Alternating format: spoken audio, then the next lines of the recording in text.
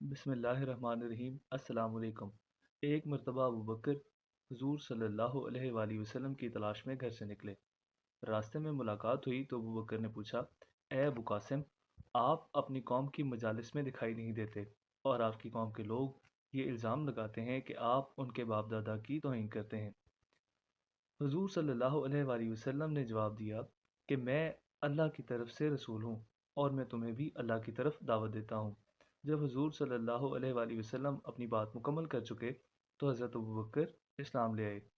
حضور صلی اللہ علیہ وآلہ وسلم اس حال میں وہاں سے رخصت ہوئے کہ مکہ کی دونوں پہاڑیوں کے درمیان اس وقت آپ صلی اللہ علیہ وآلہ وسلم سے زیادہ خوش اور مسرور کوئی دوسرا شخص نہ تھا۔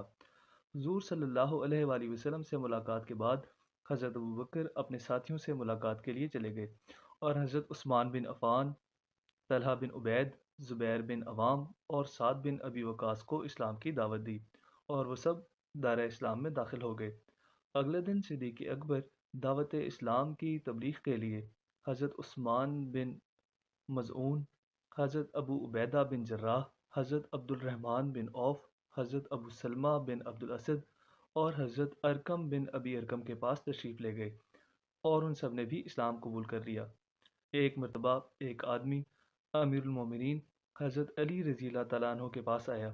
اس کی ظاہری حالت پرہیزگاروں جیسی تھی، جبکہ خباثت و شرارت اس کی نگاہوں سے جھلک رہی تھی۔ اس نے حضرت علی رضی اللہ تعالیٰ عنہ سے پوچھا، اے امیر المومنین، اس کی کیا وجہ ہے کہ مہاجرین و انصار ابو بکر کو فوقیت دیتے ہیں جبکہ آپ مقام و مرتبے کے لحاظ سے ان سے افضل ہیں؟ آپ اسلام لانے میں بھی ان سے مقدم ہیں اور آپ کو ان پر کئی چیزوں میں سبقت حاصل ہے۔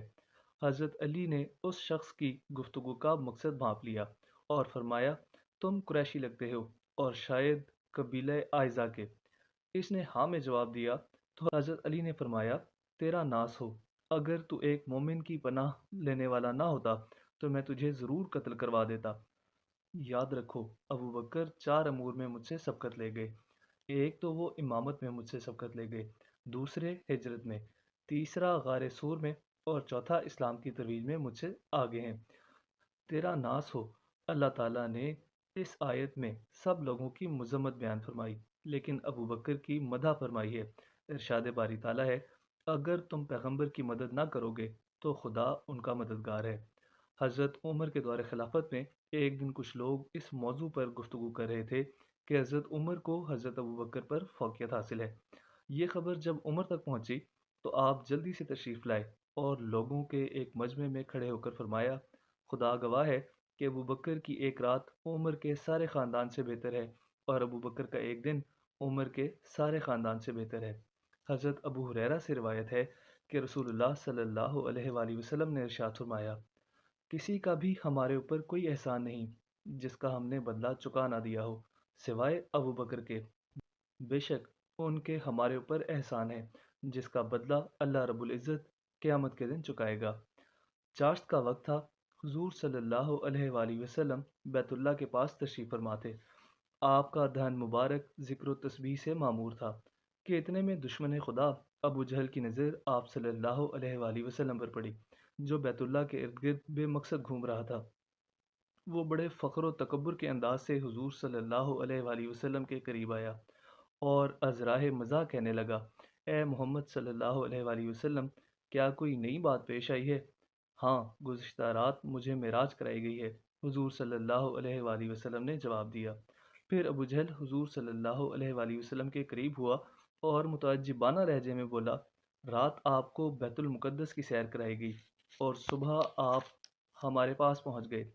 پھر مسکرایا اور بولا، اگر میں سب لوگوں کو جمع کر دوں تو کیا آپ وہ بات جو مجھے بتائی ہے سب کو بتا دیں گے؟ چنانچہ ابو جہل جلدی جلدی خوشی کے ساتھ لوگوں کو جمع کرنے لگا اور انہیں حضور صلی اللہ علیہ وآلہ وسلم کی بیان کردہ بات بتانے لگا۔ لوگوں کا رش لگ گیا، لوگ اظہار تعجب کرنے لگے اور اس خبر کا ناقابل یقین خیال کرنے لگے۔ اسی دوران چند آدمی حضرت ابو بکر کے پاس پہنچے اور ان کو بھی اس امید پر کہ ان کے دوست کی یہ خبر سنائی کہ ان کے درمیان علیحدگی ہو جائے گی، کیونکہ یہ سمجھ رہے تھے کہ اس خبر کو سنتے ہی ابو بکر حضور صلی اللہ علیہ وآلہ وسلم کی تکذیب کر دیں گے۔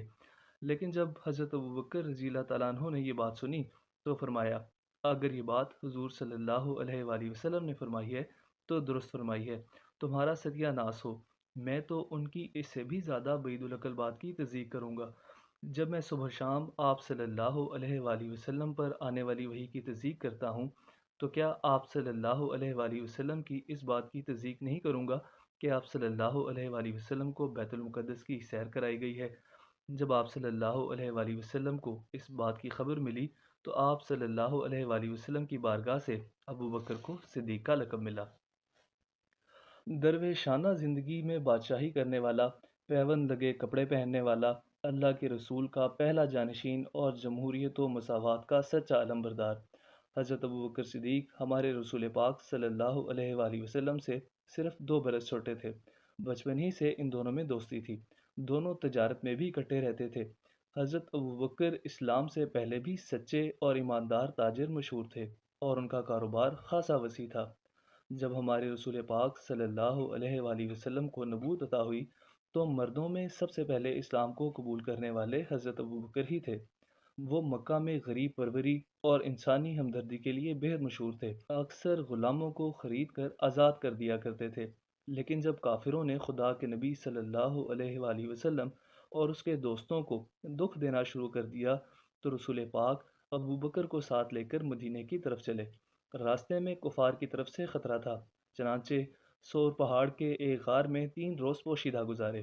جب مدینہ پہنچے تو مسجد کے لیے زمین ابو بکر ہی نے خرید کر رسول اللہ صلی اللہ علیہ وآلہ وسلم کی خدمت میں پیش کی۔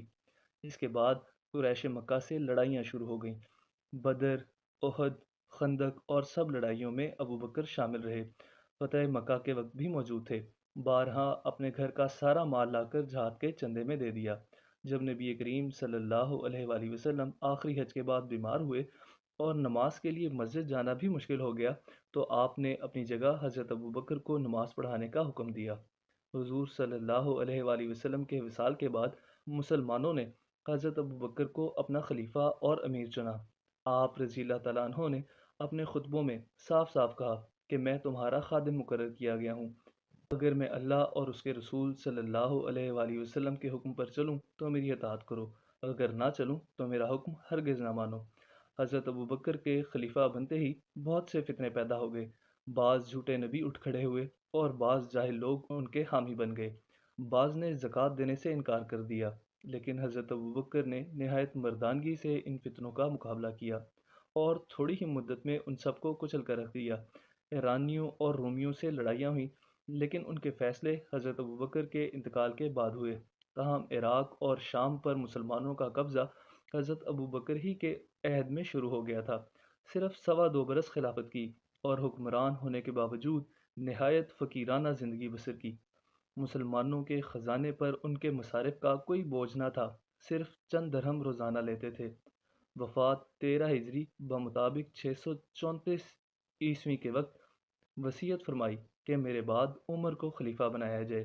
حضرت ابوبکر صدیق حجرہ عائشہ رضی اللہ تعالیٰ عنہ میں حضرت صلی اللہ علیہ وآلہ وسلم کے پہلو میں دفن کیے گئے۔